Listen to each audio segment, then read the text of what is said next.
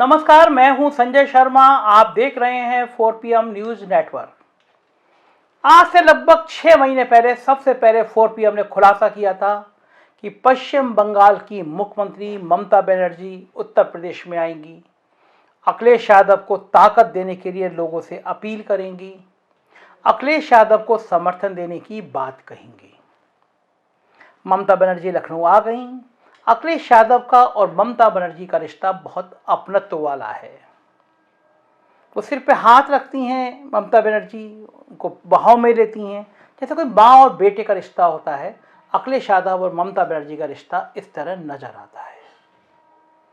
अखिलेश यादव ने एयरपोर्ट पर उनको रिसीव किया, बेहद खुश नजर आए दोनों, अखिलेश यादव भी और ममता बनर्जी भी।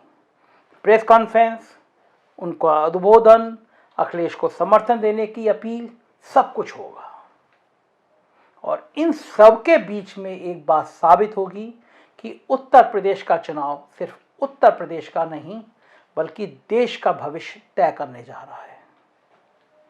दरअसल सबसे ज्यादा लोकसभा सीट देने वाला राज्य है उत्तर प्रदेश। कहा भी जाता है कि दिल्ली का रास्ता उत्तर प्रदेश से होकर जाता है। मतलब जो उत्तर प्रदेश में जीतता है वो दिल्ली पर राज करता है।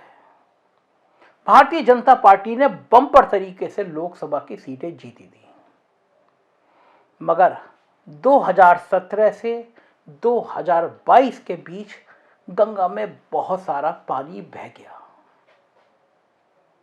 उत्तर प्रदेश की जिस तरह भारतीय जनता पार्टी की सरकार चली, उसने बहुत नुकसान पहुंचाया अमित शाह और नरेंद्र मोदी और सुनील बंसल की रणनीति पर।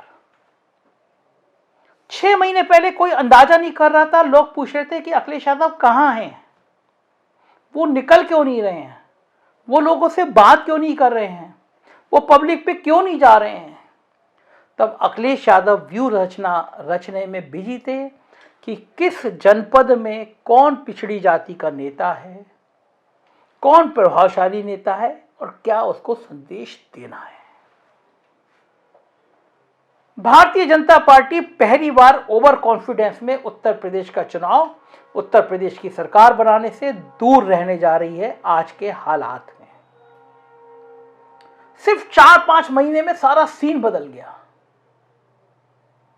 कोई सोच नहीं सकता था कि जो अखिलेश यादव गुमनामी के अकेले कमरे में हैं, नहीं निकल रहे हैं, वो अचानक इतना बड़ा विस्फोट करेंगे। और पहली झलक मिली पंचायत चुनावों में।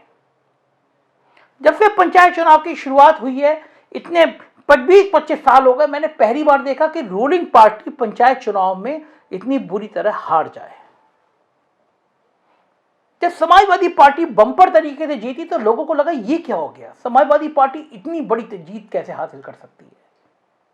वो पहला दौर था जब अखिलेश यादव ने दिखाया कि समाजवादी पार्टी का आधार मजबूत है और बीजेपी को तब चौकन्ना हो जाना चाहिए था। मगर तब बीजेपी ने मशीनरी को यूज करके अपने जिला पंचायत अध्यक्ष और ब्लॉक प्रमुख तो बना लिए, लेकिन ये भूल गए कि ये संकेत सीधा ग्रामीण जो वोट कर रहे हैं उससे संकेत साफ हो रहा है कि लोगों के बीच में बीजेपी को लेकर नाराजगी बढ़ रही है। चुनाव पास में आ गया, चुनाव सामने आ गया और लगभग नतीजे भी अब लोग कहने लगे हैं कि भारतीय जनता पार्टी शायद बहुत बुरी तरह से ऐतिहासिक हार की तरफ बढ़ रही है। पश्चिमी उत्तर प्रदेश से वो नतीजे आने की उम्मीद है बीजेपी को जो बीजेपी ने सपने में भी नहीं सोचा था। डिब्बा गोल होता हुआ नजर आ रहा है। जयंत चौधरी और अखिलेश की जोड़ी ने पश्चिमी उत्तर प्रदेश में कमाल कर दिया है। योगी आदित्यनाथ का ठाकुरवाद गांव-गांव में चर्चा का विषय बन गया है। पिछड़ी जातियों, मुस्लिमों की एकजुटता ने बिल्कुल पसीने ला दिए हैं। कोई ऐसा प्रभावशाली वोटर नहीं है जो बीजेपी के संग और खास तौर से योगी आदित्यनाथ के चेहरे के साथ खड़ा होता हुआ नजर आ रहा हो, सिवाय ठाकुर के। कोई जाति का नेता ऐसा नहीं है, कोई प्रभावशाली नेता ऐसा नहीं है जो बीजेपी के साथ मजबूती से खड़ा होता हुआ नजर आ रहा हो, क्योंकि योगी आदित्यनाथ की कार्यशैली ने पूरी पार्टी पे पदलीता लगा दिया है। ऐसे में ममता बनर्जी का उत्तर प्रदेश में लखनऊ में आके अखिलेश यादव के साथ प्रेस कॉन्फ्रेंस करना एक बड़े परिदृश्य की तरफ इशारा कर रहा है। बंगाल का चुनाव ममता बनर्जी को हराने का ख्वाब अमित शाह ने और मोदी ने दिल में पाला था, सबसे ज्यादा पाला था।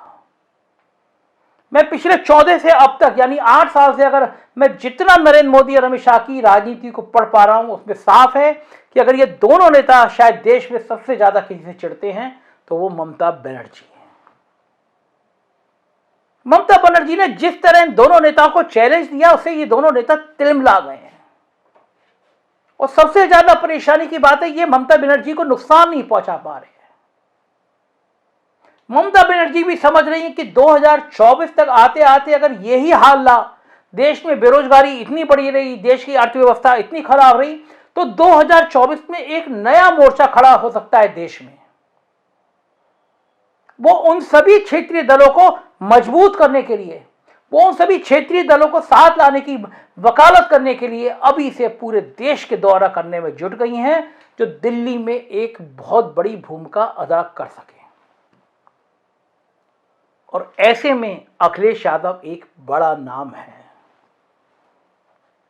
ममता बनर्जी उनसे स्नेह करती हैं, प्यार करती हैं, दुलार करती हैं। बंगाल में भी पूरे चुनाव में किरणमय नंदा को अखिलेश यादव ने उनके साथ लगाए रखा, कहा कि हमारा पार्टी आपका समर्थन करेगी, साथ देगी। तो अब ममता बनर्जी उत्तर प्रदेश में अखिलेश यादव का साथ देने आई हैं। भली बहुत सारे वोट ना हो, भली बहुत सिर्फ बंगाली जाति उनको अपील करती हो, लेकिन एक बड़े ब्राह्मण चेहरा के रूप में ममता बनर्जी स्थापित हुई हैं।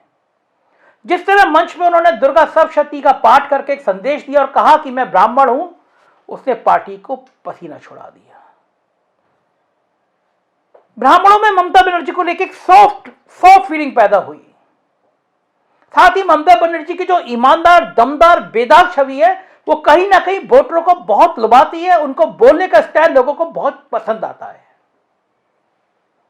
ममता बनर्जी के अखिलेश के संग आके प्रेस कॉन्फ्रेंस करने का एक बड़ा परिदृश्य ये भी बनता है कि लोगों को ये मैसेज देना कि केंद्र की राजनीति में भी अखिलेश यादव की बहुत बड़ी भूमिका हो सकती है अगर उत्तर प्रदेश समाजवादी पार्टी जीत लेती है।